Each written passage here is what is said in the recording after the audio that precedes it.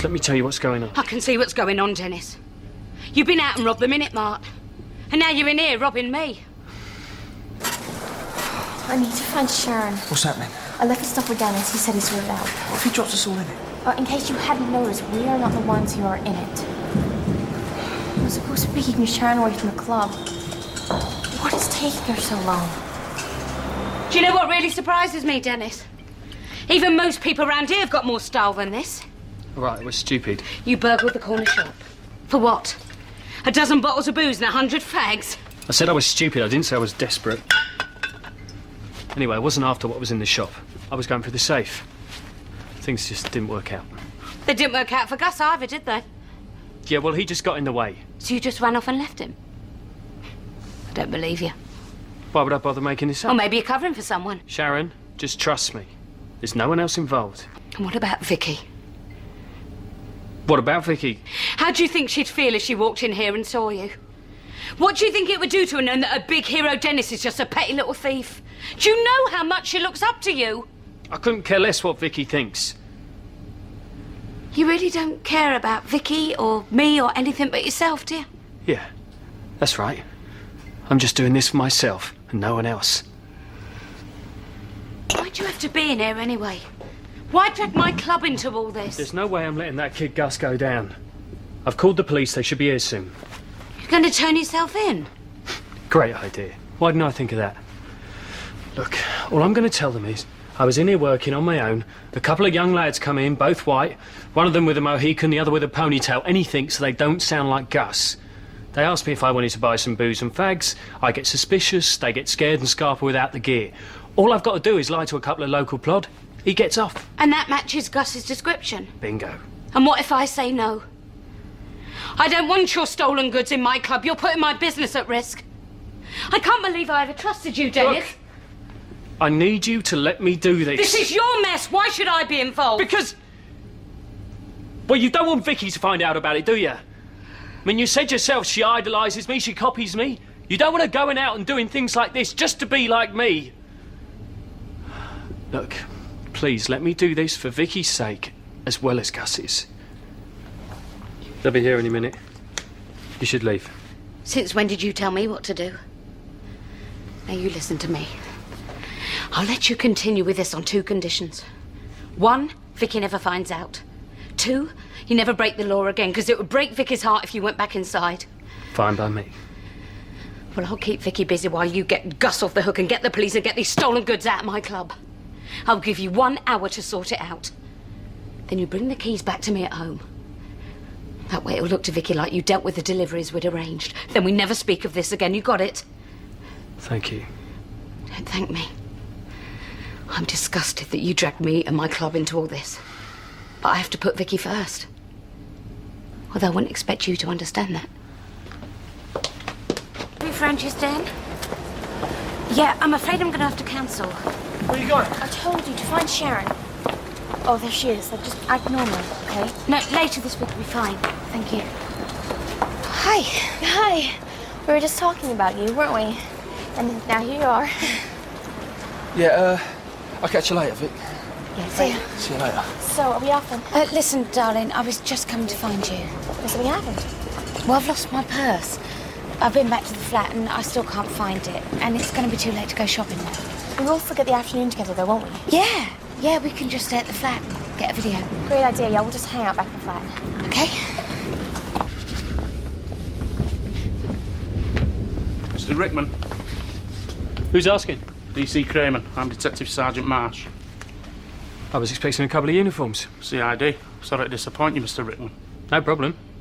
Please, call me Dennis. So what happened? It's about 25 to 11. I'm on my way to get some mixers. And these young lads walk in. I'll speak to the boss. I told them she wasn't around. They asked me if I was interested in buying some gear. You know, no questions asked. And I take it you did? Ask questions? I told them they'd have to speak to the manager. So what did they look like? They were both white. One of them had a ponytail. He was about my height, but skinnier. You know, dark hair. What, 19? The other one, Mohican. And how old too? 16? Was he tall? No, short. He was like 5'3". like a little round ball. It's funny, they're standing where you two are standing. It's like looking at Laurel and Hardy. Everyone round here's heard about the robbery and that bloke you arrested. Reckon you must have the wrong man. Careful, Jim. Better get your eye on a tilt. Hey, just a joke, you know. You had the right to remain silent, so. Here's a joke. I'm not sure this is a good idea. I thought we were supposed to be taking your mind off things. No, I'm not going to let this lot shove you out the pub, am I? Come on, try and relax. Ponytail let you look inside the bag. Yeah, it was full of all this lot. Yeah, so what's it still doing here then? Over 100 quid's worth of booze in that. If they were only trying to sell it you, how come they walked off and left it? Exactly. Why leave it? That's what made me even more suspicious. It was as if they'd left the bag here on purpose. Like they didn't want to be carrying it around. That's why I took a closer look. Saw the shop labels. Rang you boys. Here we go. Is this the right time? Why, expecting someone? Were you? It's probably Dennis. He's sorting that delivery out of the club.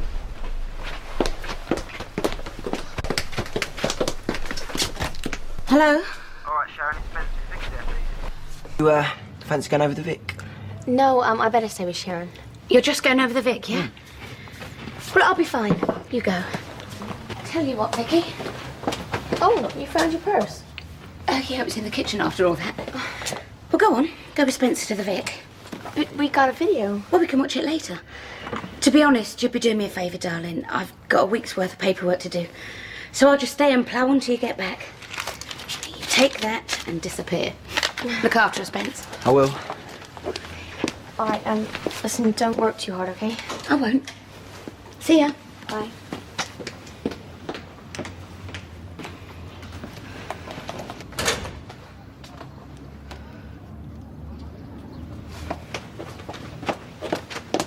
Did you threaten them?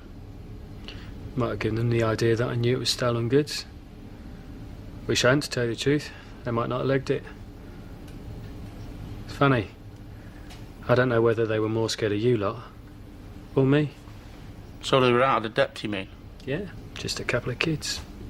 I can believe that. That they were scared of me. You're a bit of a scaredy bloke, aren't you, Dennis? Meaning? Well, GBH. That's scary, innit? I'll be honest with you. Something like this, you'd normally get a uniform copper. But when we got the call, I had you checked out. And I gets to thinking, maybe it wasn't just a robbery. Maybe it's part of something organised. Something bigger. Like you using the kids as part of a gang. Somebody higher up. And you know what? I think you're the one pulling all the strings, Dennis. As far as I'm concerned, Dennis, you're just selling bent gear. Yeah?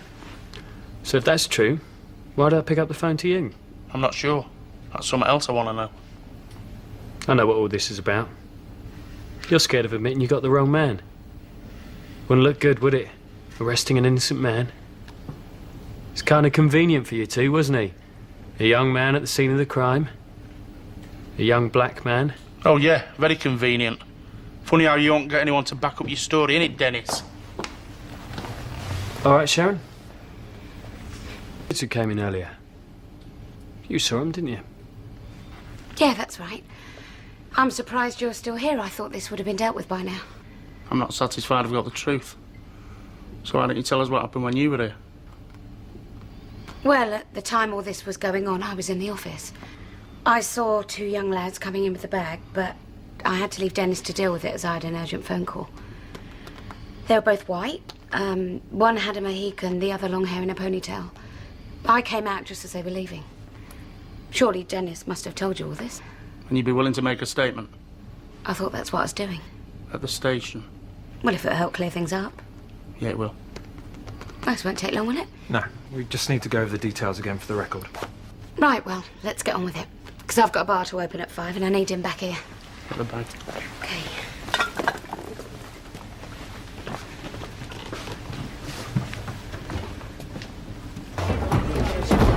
Oh, if you've got something to say, Barry, say it now. I'm just surprised at who you choose to drink with, Sonia, that's all. I've been looking for you. Listen, I've already told you what happened. Get the magistrates tomorrow, aren't you? Yeah, you know I am. Yeah, looks like you're a lucky lad. I'm having statements taken at the station. On the face of it, they back your story up. So I'm going to have a word with the CPS. Drop the charge against you. And stay out of trouble, will you? I don't know about you, but I feel like a celebration. It's like the drinks on a newborn. Sorry, I've gotta go.